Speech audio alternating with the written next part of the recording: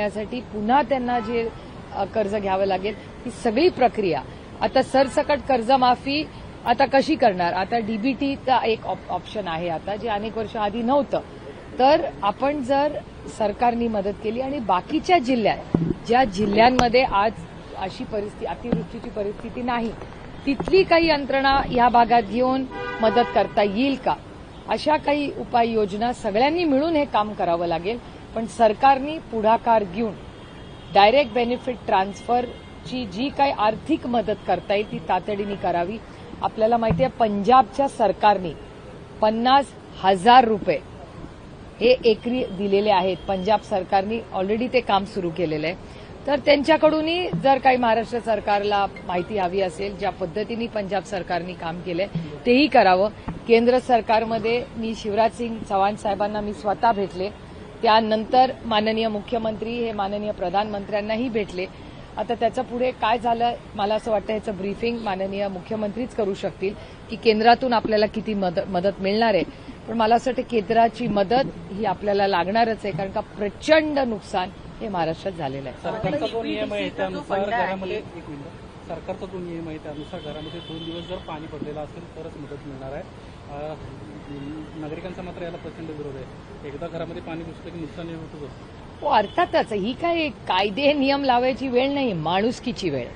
त्याच्यामुळे मला कळत नाहीये की आता एवढा हात रोखून सरकार का वागतंय. मदत ही तातडीने झालीच पाहिजे आणि एक किती वेळासाठी पाणी हे हिशोब करायची नाही. सरसकट कर्जमाफी आणि ओला दुष्काळ तातडीने हा जाहीर झालाच पाहिजे. आणि माझी हात जोडून विनम्र विनंती आहे महाराष्ट्राच्या सरकारला की आता कृपा करा पण आज अडचणीत आलेल्या महाराष्ट्राच्या नागरिकांना मदतीची गरज आहे ती कृपा करून करा. धाराशिवमध्ये अनेक शेतकऱ्यांना बँकांच्या नोटीस आलेल्या आहेत. डीपीडीसीचा जो फंड आहे तो फंड आता या सगळ्या मदत कार्यासाठी वापरला जाईल. याचा अर्थ शासनाच्या तिजोरीत खडखडाट आहे म्हणून डीपीडीसीचा फंड वापरला जातोय. तुम्ही कसं पाहता या गोष्टीकडे. एक तर 1 वर्ष आता 1.25 वर्ष झालं असेल 1.25 ते 1.5 वर्ष सातत्याने महाराष्ट्राच्या आर्थिक परिस्थितीबद्दल मी सातत्याने जे बोलले ते होताना तुम्ही सगळेच पाहताय. काही नवीन गोष्ट नाही आणि data speaks louder than words. हा डेटाच महाराष्ट्र सरकारचा सांगतो. पण आता महाराष्ट्र सरकारकडे पैसे नाहीत किंवा त्यांचं नियोजन नाही. ही राजकीय टीका करण्यात मला अजिबात रस नाही कारण का ही वेळ टीका टिप्पणी राजकारण करायची नाही. ही वेळ महाराष्ट्राच्या कष्ट करणाऱ्या काळ्या मातीशी इमान राखणाऱ्या शेतकरी आणि गावातले 12 बलुतेदार सगळ्यांचंच नुकसान झालंय. जसं शेतकऱ्यांचं नुकसान झालंय तसं तिथे ज्याचा छोटासा व्यवसाय आहे ज्याचं छोटंसं दुकान आहे जिथल्या महिला बचत गटाचं काम आहे त्या सगळ्यांचंच नुकसान झालंय कारण का पाणी सगळीकडेच गेलंय जसं शेतात गेलंय तसं. त्याच्यामुळे ह्या सगळ्या प्रक्रियेमध्ये गावातल्या सगळ्याच घटकांना पुढे घेऊन जावं लागणार आहे. तशी शेतकऱ्याला मदत करावीच लागणार आहे त्याचं आयुष्य पूर्ण उभं करण्यासाठी. त्याचं गावातल्या सगळ्या लोकांना बालबलुतेदारांनाही मदत आपल्याला सगळ्यांना आणि सरकारला करावी लागणार आहे. धाराशिवमध्ये अनेक शेतकऱ्यांना बँकांच्या नोटीस आलेल्या आहेत. आधीच शेतकरी संकटात सापडलेला असताना आता कर्ज कसं फेडायचं असा एक मोठा सवाल आहे आणि सरकारकडून अजूनही कोणतेही पावलं उचलताना दिसत नाही. मला कौतुक वाटतं या सरकारचं आणि हा माझा डेटा नाही भारत सरकारचा डेटा आहे. भारत सरकारचा ऑफिशियल डेटा जो निर्मलाजींच्या MOS मिनिस्टर ऑफ स्टेटनी पार्लमेंटमध्ये सांगितलंय की हजारो कोटी रुपये त्या काळात 10 का 14 हजार कोटी रुपये हे अनेक उद्योजकांचे माफ केले होते. नंबर वाढलेला आहे एक्झॅक्ट नंबर माझा नाही तो मी संध्याकाळपर्यंत काढायला लावलेला आहे की ऑफिशियली लोकसभेच्या वेबसाईटच्या उत्तरात लिहिलेलं आहे की हजारो कोटी रुपये हे सरसकट उद्योजकांचे माफ केलेले आहेत. जर उद्योजकांचे सरसकट हजारो कोटी रुपये तुम्ही माफ करू शकता तर आमच्या कष्ट करणाऱ्या शेतकऱ्यांना नाही का न्याय मिळू शकत. मग शेतकऱ्यावर का एवढा या सरकारचा रोष आहे की इतकी प्रचंड अतिवृष्टी झालेली असताना डीसीसी बँकांना का नाही सरकार सांगत आहे की आता ही वेळ नाही. आता कोणीही पुढचे 6 महिने कुठल्याही शेतकऱ्याला परतफेड करायची नाही. इथं ऑर्डर काढू शकतं महाराष्ट्र सरकार. हे करू शकतं कारण हे खूप सोपं आहे करणं. एरवी डीबीटी आम्ही किती डायरेक्ट बेनिफिट ट्रान्सफर देतो याचा रोज टिमटिम करणारं सरकार मला तर दर भाषणामध्ये केंद्र सरकार सांगतं आमच्याकडे नो लिकेजेस. आत्ता खरं गरज आहे, मग नुसते लिकेजेस का दिसत आहेत त्यांच्या सिस्टममध्ये? गुंड निलेश गायवळ पुणे पोलिसांना मोगरातून स्वित्झर्लंडला गेल्याचं पाहायला मिळतंय. खरं तर ज्या पद्धतीची त्याची पार्श्वभूमी आहे, पोलिसांचं सरकारचं कुठंतरी बरदास्त आहे असं एक चर्चा आहे. मला एक खूप जड अंतःकरणातून मी म्हणते, कारण का मला महाराष्ट्राच्या पोलिसांबद्दल खरं बोलायला वाईट किंवा टीका करायला आवडत नाही, कारण का मला महाराष्ट्राच्या पोलिसांचा सार्थ अभिमान आहे. पण हे दुर्दैव आहे की त्या वर्दीची भीतीच राहिली नाही, कारण का त्या वर्दीच्या मागची जी यंत्रणा आहे तिचा प्रॉब्लेम आहे, पोलिसांचा प्रॉब्लेम नाहीये. आता मला सांगा, एवढा मोठा गुंड हा देश सोडून जातोच कसा? यंत्रणा काय करत होती? इथे तुम्ही इल्लीगल लोक आहेत त्यांना अटक करून त्रास देत राहतात. म्हणजे या देशात कुठलाही प्रूफ नाही, एवढं नसतानाही लोकांना अटक होते या देशामध्ये. त्यांना दुसऱ्या राज्यांमध्ये पाठवलं जातं अटक करून. आणि एक तर पुण्यात क्राईम वाढलाय, हा माझा डेटा नाहीये, हा भारत सरकारचा डेटा आहे. आणि भारत सरकार आणि महाराष्ट्र सरकार एकाच विचाराचं सरकार आहे. म्हणजे असं पण नाहीये की तो डेटा मेस्टअप आहे. तुमच्या सगळ्या चॅनल्सवर सातत्याने पुण्याचा क्राईम कसा वाढलाय, पुण्यात कशा महिलांची सुरक्षितता, कोयता गँग, किती उदाहरणं तुम्हाला दे. आणि तशीच ही प्रक्रिया, म्हणजे मध्ये ससून हॉस्पिटलमधून काय आपल्याला पाहायला बघितलं, म्हणजे मला विश्वासच बसत नाही. ज्या गोष्टी सिनेमात व्हायच्या, दुर्दैवाने ज्या ससून हॉस्पिटलचा आम्हाला सार्थ अभिमान आहे, तिथून या देशाला उत्तम डॉक्टर दिले. तिथे ते यंत्रणा आणि पोलीस यंत्रणेचा काय नेक्सस आहे ह्याच्या सातत्याने बातम्या यायच्या. आणि आता ही नवीन घटना. ताई, राहुल गांधी यांना गोळ्या घातल्या पाहिजे, गोळ्या घालून ठार केलं पाहिजे, अशी प्रतिक्रिया भाजपच्या एका पदाधिकाऱ्यानं दिलेली आहे. त्याच्यावरून आता मोठं रान उठतं आहे. इतकंच नाही तर काँग्रेसच्या जे प्रदेशाध्यक्ष आहेत त्यांनी म्हटलं की हिंमत तर करून दाखवा असं काही प्रकार करण्याची. हा लढा जो आहे आता कुठेतरी रस्त्यावर येतोय की काय, अशी परिस्थिती निर्माण झाली. एकतर अशा कुठल्याही विचाराचा आपण सगळ्यांनी जाहीर निषेध केला पाहिजे. राहुलजींबद्दल जे अतिशय गलिच्छ आणि खालच्या पातळीचं जे विधान केलंय, माझी अपेक्षा आहे की भारतीय जनता पक्षाने अशा व्यक्तीवर स्ट्रॉंग ऍक्शन घेतली पाहिजे किंवा त्यांना पक्षातून काढून तरी टाकलं पाहिजे किंवा चांगली समज दिली पाहिजे.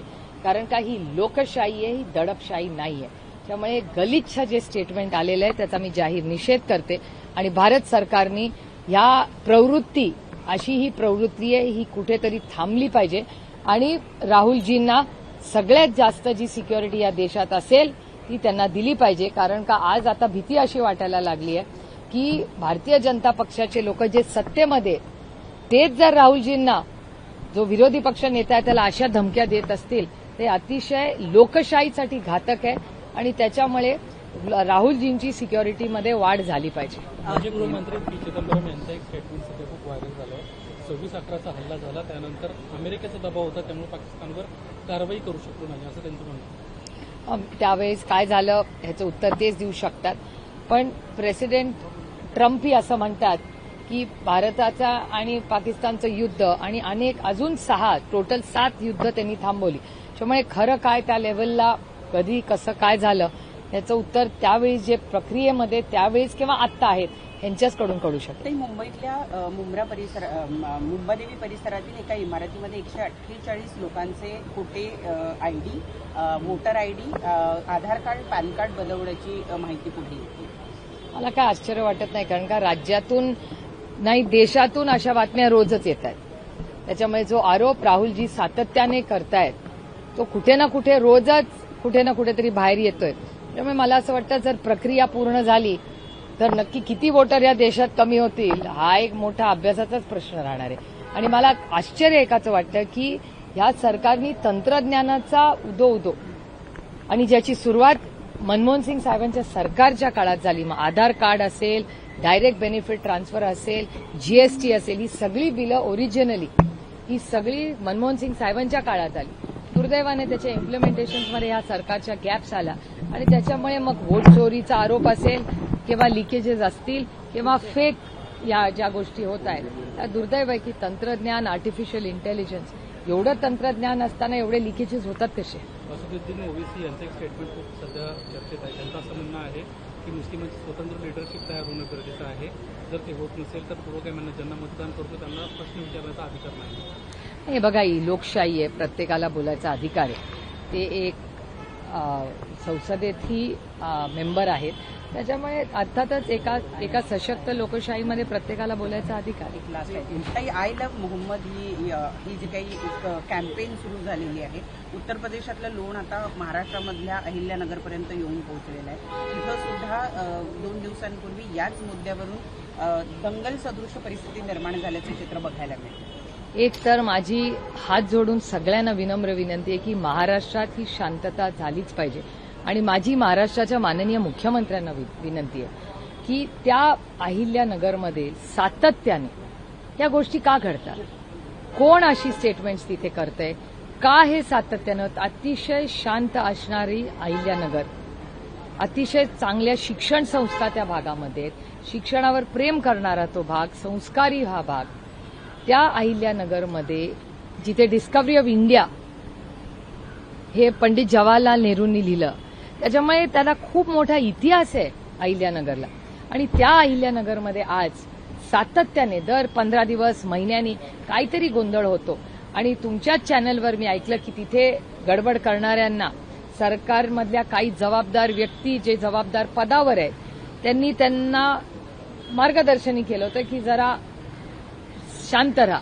पण मला आश्चर्य वाटतं, आणि हा मला प्रश्न हा मला नाही पडलेला, मला असं वाटतं आज कॅबिनेट नंतर तुम्ही माननीय मुख्यमंत्र्यांना जरूर खूप विनम्रपणे विचारा की ते होम मिनिस्टर आहेत आणि त्यांच्याच विचाराच्या लोकांमध्ये आज भडक भाषणं करून शांत महाराष्ट्रामध्ये अहिल्यानगर मध्ये सातत्याने या गोष्टी असतात, याची जबाबदार कोण आहे. आणि याच्यावर स्ट्रॉंग ऍक्शन झाली पाहिजे, कोणीही असेल तो जबाबदार. पण हा देश कुणाच्या मनमर्जीनी चालणार नाही. हा देश फक्त आणि फक्त भारतरत्न डॉक्टर बाबासाहेब आंबेडकरांच्या संविधानानेच चालणार. हिंदी में जानना चाहेंगे, थोड़ी मराठी झालं सगळं. हिंदी में जानना चाहेंगे, थोड़े समय में कैबिनेट शुरू होने वाली है, क्या सरकार से मांग करेंगे? मराठवाड़ा में जो फिलहाल के लिए सिचुएशन है उसको मेरे ख्याल से हमारी मांग पहले दिन से साफ है कि महाराष्ट्र में सब जो किसान है उसका ऋण माफ होना चाहिए. 2 महीने पहले जब पहले बारिश शुरू हुई थी तो मैं अमित भाई शाह को जाके भी मिली थी दिल्ली में, और 2 महीने पहले मैंने उनको विनती की थी. उसके बाद पिछले हफ्ते जब मैं दिल्ली 1 नेशन 1 इलेक्शन के लिए गई थी, मैं शिवराज सिंह चौहान जी से भी मिली और उनको विनती की, और उन्होंने भी कहा कि महाराष्ट्र को मदद लगेगी तो मैं खुद देखने आऊंगा. तो मैंने उनको विनती की थी कि आप महाराष्ट्र के मुख्यमंत्री जी से बात करिए और आप तय करिए, लेकिन महाराष्ट्र को केंद्र सरकार ने मदद करने की बहुत जरूरत है. उसके बाद महाराष्ट्र के मुख्यमंत्री भी दिल्ली गए, वो प्रधानमंत्री जी से गए और मिलने भी गए. तो हमें उम्मीद है कि आज के जो कैबिनेट होगी उसमें पूरा कर्जा भी माफ होगा. और आगे क्या करेंगे, क्योंकि बहुत लोगों के घर है, स्कूल्स है, पूरा जो शहर है या छोटे छोटे गांव हो वो पूरे बर्बाद हो गए. तो उनके लिए रिहैबिलिटेशन का भी करना पड़ेगा. तो 2 भागों में काम करना पड़ेगा सरकार को कि अभी पूरा कर्जा ऋण माफ करे. एक पहली चीज, अभी उनको जो खाना पीना, कपड़े, दवाई, स्कूल के किताबें, वो सब पहुंचाना वो अगले 15 दिन में करना चाहिए.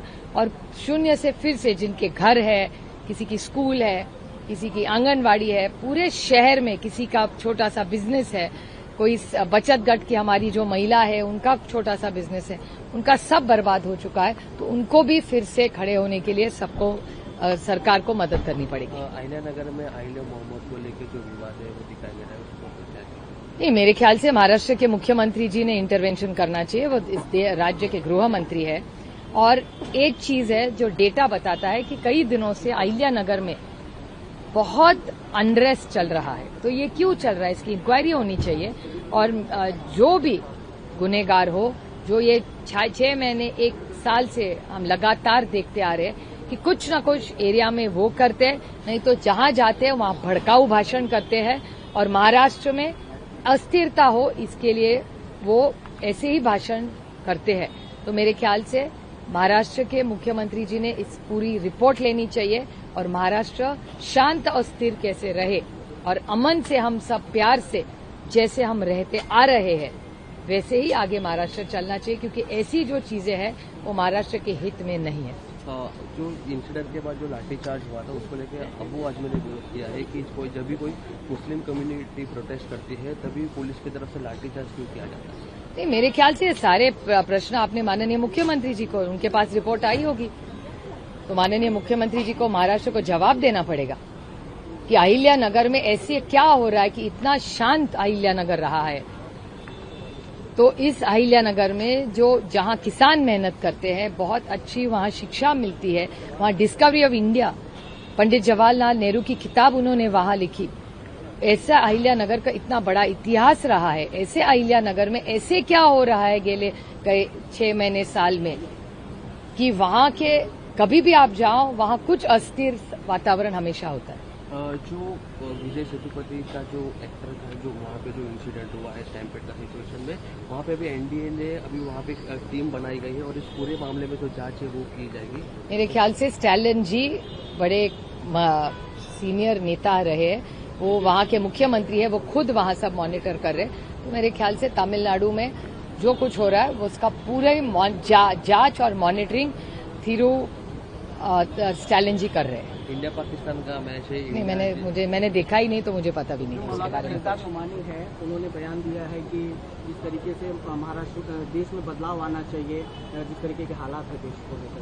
मुझे पता नहीं सर, आपको भी पूरा स्टेटमेंट पता नहीं, मैंने पूरा सुना नहीं। वो पूरा सुनने के बाद, पढ़ने के बाद मैं आपको जरूर कमेंट करूंगी। नहीं, मैंने सुना ही नहीं है तो मैं कैसे जवाब दूं? पहले सुनने तो दो पूरा। आपको भी शायद पता नहीं होगा, आपके ऑफिस ने भेजा होगा नोट। आने वाले दशहरा मेला में दोनों ठाकरे भाई एक साथ देखने मिल सकते हैं। मुझे नहीं पता बाबा, महाराष्ट्र में इतनी बाढ़ आई हुई है, उसी काम में हम फंसे हुए हैं। तो पूरी इतनी बाढ़ है, लोगों का आप देख रहे हैं क्या हाल है, आपका भी चैनल रोज दिखा रहा है। तो हम सब उनके दुख में और किसानों के और वहां के लोगों को कैसी मदद करें, इसी काम में हम सब फंसे हुए हैं।